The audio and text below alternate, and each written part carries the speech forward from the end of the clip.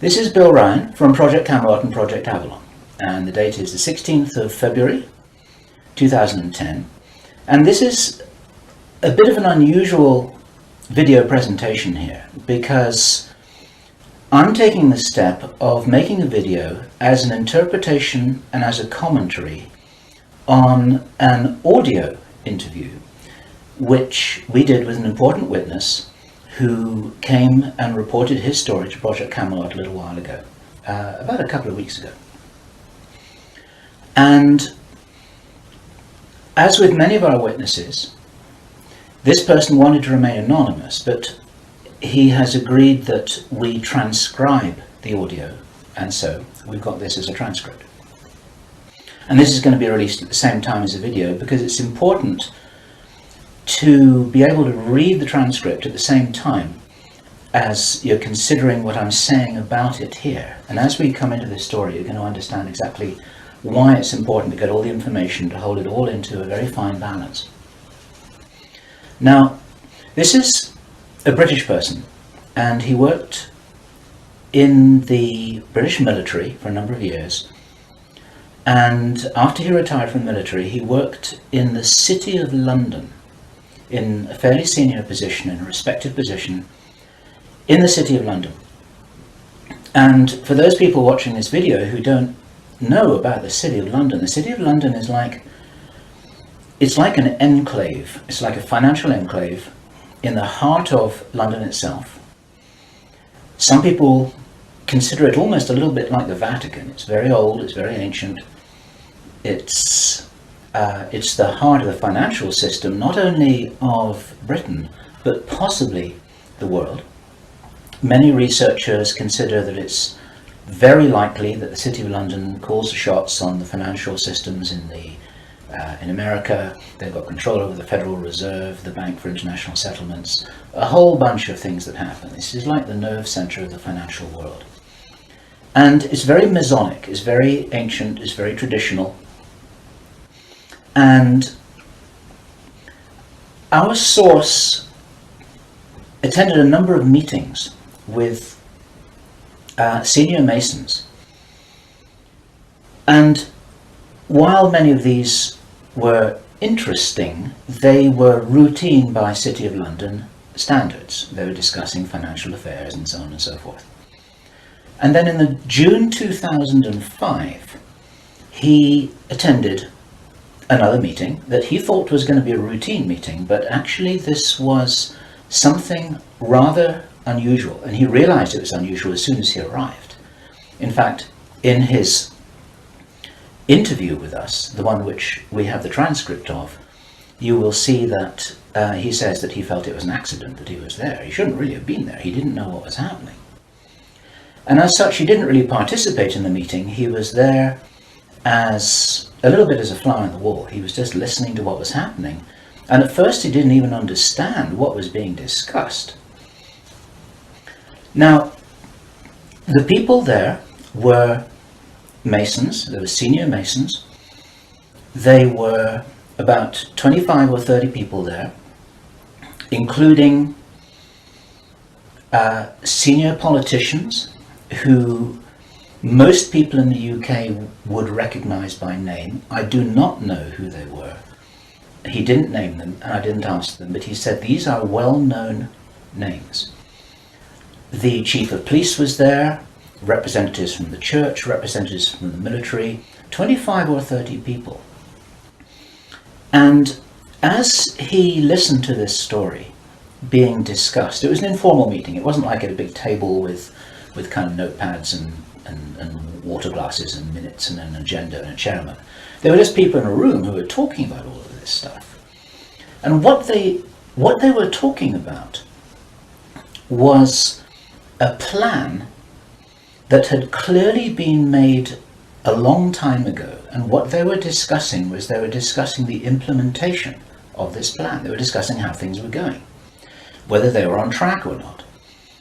And what for example, to give a flavor of this, they were discussing between them some of the problems that they had in the implementation of their plan. And as this little presentation continues here, you will realize what the plan was, and I'm going to be revealing this in very much the same way as it was revealed to our witness and as he revealed it to me, bit by bit, step by step. The first thing that he heard was they were talking about the fact that Israel didn't look as if it was getting prepared to attack Iran anytime soon. This was a problem. Even back in June 2005, they were apparently concerned that what it was that was planned on some kind of a timeline wasn't rolling out according to schedule, and this was an issue for them. So that attracted his attention very quickly, because he'd never been in a meeting when this kind of thing was discussed. Then they were talking about China and how powerful China was getting, both militarily and financially, very quickly, and that the Japanese weren't doing what they were supposed to do, which was to interfere in some way with the Chinese financial system. They weren't doing that, and this was another problem because China was getting too strong too quickly. Other things that were discussed were, for example, the coming financial crash, the centralization of resources, everything that we saw starting to happen in October 2008.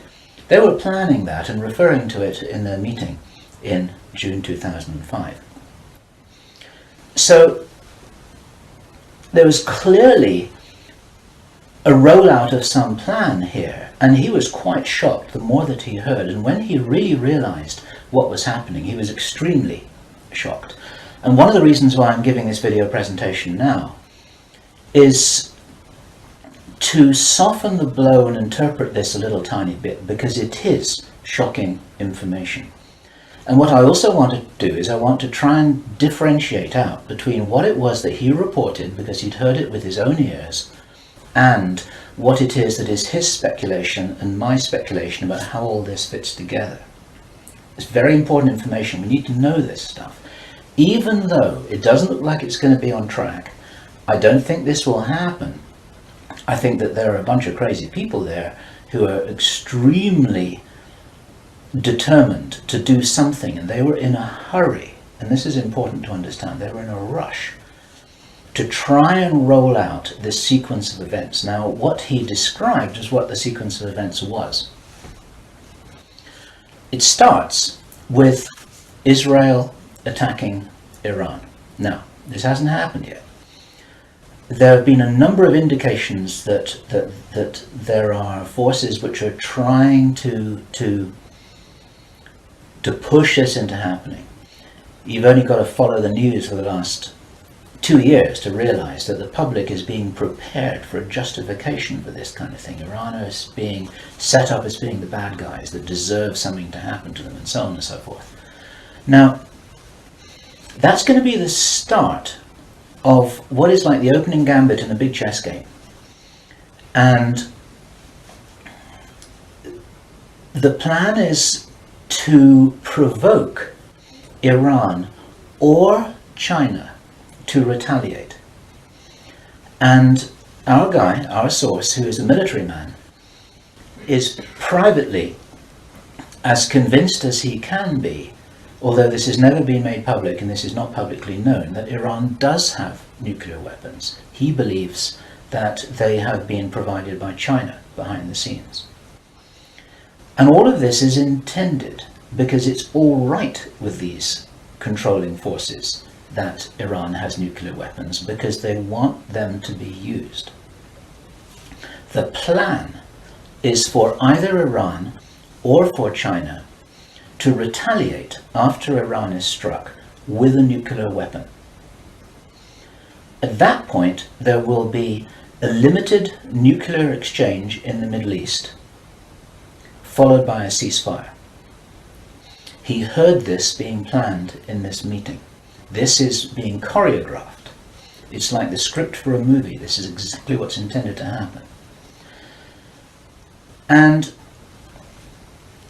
during this time, the other thing that's being set up for this, and many people watching this will be aware that this is being set up in the background. We've had a lot of information about this from a number of good researchers from many countries who are reporting this on the internet, that things are being set up in many of the Western countries for there to be heavy controls over populations, martial law, increased powers on security forces who are not just the army or the police, but in Britain, for example, our source said that he absolutely knew personally for a fact, that a very large number of private security people, their powers were being increased to give them the ability to arrest people, the ability to detain, the ability to handle riots in streets. And here we're talking about just regular people working in private security, people who give the parking tickets on the streets.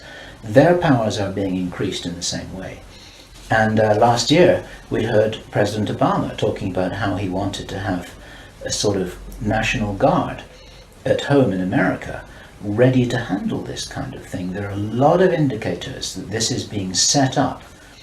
And in this rollout of this crazy scenario where it is intended that there will be a limited nuclear exchange in the Middle East, the idea is that as the world looks upon this with horror, then they will demand from their governments that there are heavy controls over travel, over communication, over people who meet, over people who protest in the streets. They want to make sure that they don't have crazy bombers on airplanes, crazy bombers in the shopping malls.